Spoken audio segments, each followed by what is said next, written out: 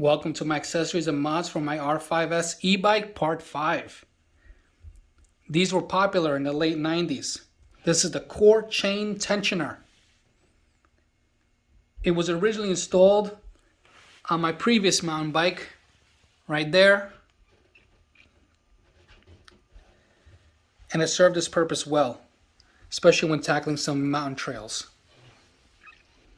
What this does is keeps the chain tight around the gears so that when you hit the bumps, the chain doesn't get knocked off its track. Is it really needed on this bike? No. But I just like the nostalgia of the look of it. I'm not sure if you can even find these anymore. But the way it worked is that even if you switch gears, this will move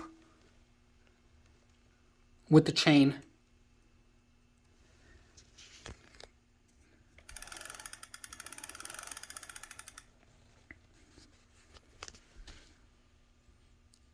I think it's a cool piece.